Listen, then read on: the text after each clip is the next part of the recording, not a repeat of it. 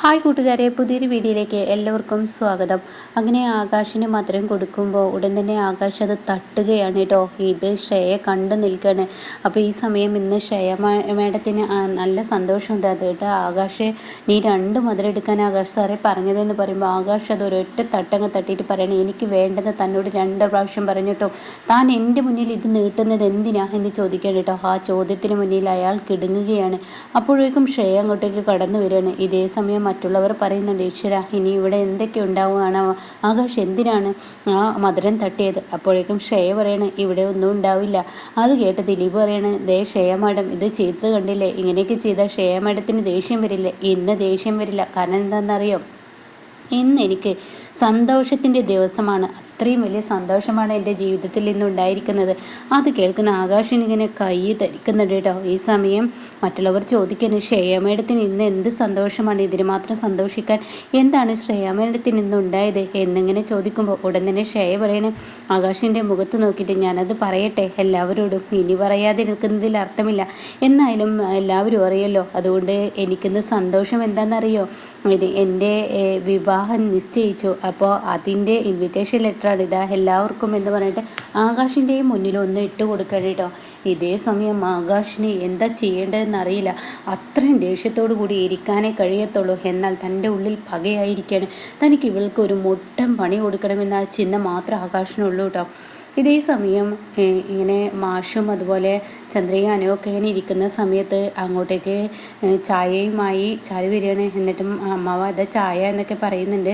ഈ സമയം ഇതിങ്ങനെ കുടിച്ചിരിക്കുമ്പോൾ ഇവിടെ അരവിന്ദനാണെങ്കിലും ഒരു തരം കളിയാക്കി പാട്ടും ഇങ്ങനെ പാടി വരികയാണ്. അപ്പോഴേക്ക് ഹേമ ഓടി വരികയാണ്, മോനെ നീ വന്നോടാ, നിന്നെ കാത്തിരിക്കുകയായിരുന്നു ഈ അമ്മ. എൻ്റെ അമ്മ എന്നെ കാത്തിരിക്കുന്ന എന്നെ ഞാൻ അറിയാലോ. അതുകൊണ്ട് എൻ്റെ അമ്മയ്ക്ക് സന്തോഷിക്കുന്ന ഒരു കാര്യം ഞാൻ പറയട്ടെ. എന്ത് കാര്യം? അതെ, ഇവിടെ ആർക്കും എൻ്റെ വിവാഹത്തിനൊരു ചൂടടിയില്ല. എൻ്റെ വിവാഹം നടത്തേണ്ടവർ ഇവിടെയൊക്കെ ഇങ്ങനെ ഒതുങ്ങി മുക്കിലിരിക്കുകയാണ്. എന്നാൽ ഷേയുടെ വീട്ടുകാരൊക്കെ ആണെങ്കിലോ ഇൻവിറ്റേഷൻ ലെറ്റർ അടിച്ച് ഓരോരുത്തർക്ക് കൊടുക്കൽ തുടങ്ങി. എന്നാൽ എന്നെയാണെങ്കിലോ എൻ്റെ വീട്ടുകാരാണെങ്കിലോ അതൊന്നും ചെയ്യുന്നില്ല. ആഹാ, ഷേയുടെ വീട്ടുകാർ ഇൻവിറ്റേഷൻ ലെറ്ററൊക്കെ അടിച്ചോ? അടിച്ചു. അതിൻ്റെ ഒരു കോപ്പി ഞാൻ കൊണ്ടുവന്നിട്ടുണ്ട് എന്ന് പറയും കേട്ടോ. എന്നിട്ട് ആ കോപ്പി വായിക്കുകയാണ്. അപ്പോൾ ഇന്ന സ്ഥലത്തെ ഇന്ന മകൻ എന്നൊക്കെ പറഞ്ഞ് എഴുതിയിരിക്കുകയാണ്. ബന്ധുക്കൾ, അനിയന്മാർ എന്നൊക്കെ പറഞ്ഞ് അനുവിൻ്റെയും ആകാശിൻ്റെയും ഒക്കെ പേരെഴുതിയെ കാണുമ്പോൾ മാഷ് അങ്ങ് പൊട്ടിത്തെറിക്കണേ.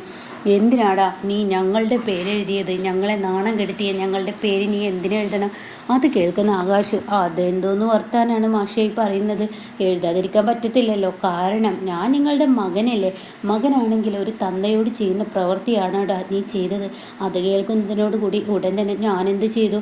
നിങ്ങൾക്ക് മുഴുവട്ടായതിന് എനിക്ക് നല്ലൊരു ബന്ധമുണ്ടാവാൻ പറ്റില്ല എന്നുള്ള ആ ഒരു ഇതല്ലേ ആകാശിന് നല്ലൊരു ബന്ധം ഉണ്ടാവാൻ. എന്നാൽ അരവിന്ദന് അത് പാടില്ല അതല്ലേ എന്ന് പറയണം കേട്ടോ. അത് കേട്ട ഉടനെ, എടാ നീ ഒരു നല്ല ബന്ധമാണ് ഉണ്ടാക്കിയിരിക്കുന്നത്, നീ അനുഭവിക്കാനിരിക്കുന്നേ ഉള്ളൂ. അങ്ങനെ പറയുമ്പോൾ ഉടൻ തന്നെ ഞാൻ ശരി, ഇൻവിറ്റേഷൻ ലെറ്ററിൽ നിന്ന് ആ പേരങ്ങ് വെട്ട അത് ചെയ്താൽ പോരെ. അതിന് നിങ്ങളൊരു കാര്യം ചെയ്യണം, നിങ്ങളുടെ ചോരയല്ല ഞാനെന്ന് നിങ്ങൾക്ക് തുറന്നു പറയാൻ കഴിയുമോ? അത് കേട്ടോടും തന്നെ ഇവിടെ ബാലമാമ പറയണേ, അതെങ്ങനെ എനിക്ക് കഴിയും? എൻ്റെ മകനല്ല എന്ന് പറയാൻ ഞാൻ നിന്നെപ്പോലെ അത്രയും വൃത്തികെട്ടവനല്ല. അത് നീ ചിന്തിക്കണം എന്നൊക്കെ ഇങ്ങനെ പറയുന്നുണ്ട് കേട്ടോ. ആ സമയം ഉടൻ തന്നെ ചാരു പറയണേ, ബാലമാമയെ വെറുതെ ഇങ്ങനെ വഴക്കുണ്ടാക്കാൻ നിൽക്കണ്ട, എല്ലാവർക്കും എല്ലാവരുടെ പേരൊക്കെ എഴുതാനല്ലേ പറ്റത്തുള്ളൂ. അതുകൊണ്ട് ബാലമാമ ഇത് വിഷയമാക്കണ്ട എന്ന് പറഞ്ഞിട്ട് പോരുകയാണ് കേട്ടോ. അങ്ങനെ പുറത്ത് ചെല്ലുമ്പോൾ, എന്താ മോളെ നീ പറയുന്നത്, ഇത് വിഷയമാക്കണ്ട എന്ന് പറഞ്ഞാൽ നാട്ടുകാർ പറയില്ലേ ഈ കല്യാണത്തിന് പോണ്ടേ? അത് പോണ്ട, പോവാതിരുന്നാൽ മതിയല്ലോ. പോവാതിരുന്നാൽ എങ്ങനെ ശരിയാവും? നാട്ടുകാർ ചോദിക്കും എന്തെന്ന് അച്ഛനായ ഞാൻ വരാത്തത് എവിടെയും ആരും എടുത്തു ചോദിക്കും, കുടുംബങ്ങളും ഒക്കെ ചോദിക്കുമ്പോൾ നീ ഇവിടെ നോക്കുകുത്തിയായി നിൽക്കേണ്ടി വരില്ലേ? അത് കേട്ട ഉടൻ തന്നെ അതിനെ അന്നത്തെ ദിവസം ബാലമാമയുടെ ഫോണും ബാലമാമ എവിടെയാണെന്ന് ആരെയും അറിയിക്കാതിരുന്നാൽ മതി, കാര്യങ്ങൾ തീർന്നില്ലേ? അപ്പോഴാണ് കേട്ടോ ആകാശം അങ്ങോട്ടേക്ക് കടന്നു വരുന്നത്. അപ്പോൾ ആകാശം നല്ല കലിപ്പിലാണ്. അങ്ങനെ മോനെ ആകാശേ എന്ന് വരയ്ക്കുമ്പോഴേക്കും ഇത് കണ്ടോ എന്ന് പറഞ്ഞിട്ട് ബാലമാമയുടെ കയ്യിൽ ആ ഇൻവിറ്റേഷൻ ശ്രേയ തന്നത് കൊടുക്കണം കേട്ടോ. ആഹാ, ഇത് നിനക്ക് എവിടെ കിട്ടി? അവൻ എന്നെ ക്ഷണിക്കാൻ വന്നിരുന്നു. എന്നെ ക്ഷണിക്കാനൊന്നും അവൻ വന്നിട്ടില്ല.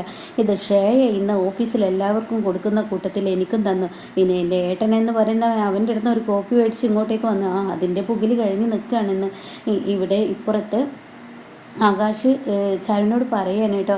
അങ്ങനെ ഈ സമയം ദേഷ്യത്തോടു കൂടി ആകാശ് ഉള്ളിലോട്ട് കയറി പോവുക. അപ്പോൾ ചാരുവും പിന്നാലെ പോകുന്നുണ്ട്.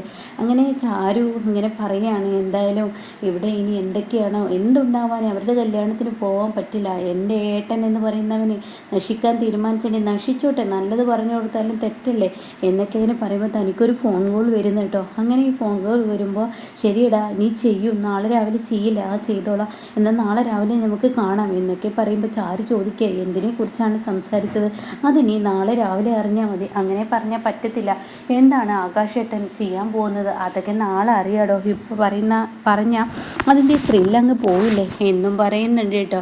ഇതേ സമയം ഇവരെല്ലാവരും ഇൻവിറ്റേഷൻ ലെറ്റർ അടിച്ചു, കല്യാണം വിളിക്കൽ ക്ഷണിക്കൽ തുടങ്ങിയിരിക്കുന്നു. അങ്ങനെയുള്ള സന്തോഷത്തിലാണ്. എന്നാൽ ആകാശാണെങ്കിലോ ശ്രേയൊക്കെ ഒരു മുട്ടം പണി കൊടുക്കുകയാണ്. ആ ഒരു ജോലിയിൽ നിന്ന് ആദ്യം തെറിപ്പിക്കണമല്ലോ ശ്രേയ, അതിനുള്ള പണിയാണ് കേട്ടോ.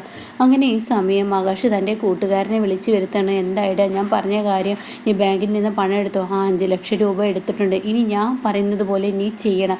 എന്ത്, ഞാൻ പറഞ്ഞില്ലേ ശ്രേയയുടെ വീട്ടിലെ അതിനുള്ള ഒരു കാര്യം ഇന്ന് ഉണ്ടായിട്ടുണ്ട്. ശ്രേയയുടെ എ സി കേട് വന്നിട്ടുണ്ട്, അത് പെട്ടെന്ന് നേരാക്കി കൊടുക്കണം എന്നൊക്കെ പറഞ്ഞ് ഫോൺ കോൾ വന്നിരിക്കുന്നു. എന്നാൽ നീ അതിനുള്ളൊരു ആളെയും കൊണ്ട് നീ പോവുക.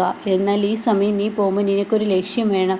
ആദ്യം ശ്രേയയുടെ കാറിൽ, അതായത് ശ്രേയ വരുന്ന വണ്ടിയിൽ 1 ലക്ഷം വെക്കുക. പിന്നീട് ശ്രേയയുടെ റൂമിലാണല്ലോ എ സി കിടന്നിരിക്കുന്നത്, അതിൽ ബെഡിനടിയിൽ 1 ലക്ഷം വെക്കുക. അങ്ങനെ ഓരോ സ്ഥലങ്ങളായിട്ട് ഇങ്ങനെ ആകാശ് പറഞ്ഞു കൊടുക്കുകയാണ്. ഇങ്ങനെയൊക്കെ നീ ഓരോ ലക്ഷം രൂപ വെച്ച് കൊടുത്തിട്ട് ഈ ഒരു എ സി നേരാക്കി നീ അവിടെ നിന്ന് ഇറങ്ങണം. അത് കേൾക്കുന്നതിനോടുകൂടി ഉടൻ തന്നെ അവൻ പറയണേടാ, ഇത് തീക്കളിയാടാ, ഇത് കളി വേറെയാണ്, ഇത് കളിച്ചാൽ ഞാൻ കുടുങ്ങൂടാ. ഇല്ല, നീ കുടുങ്ങില്ല, നീ എനിക്കൊരു പ്രശ്നവും വരില്ല, നീ ഞാൻ പറയുന്നത് പോലെ ചെയ്യ്, എന്നാലും ഞാൻ നോക്കാം എന്നൊക്കെ പറഞ്ഞ് പോവാണ് കേട്ടോ.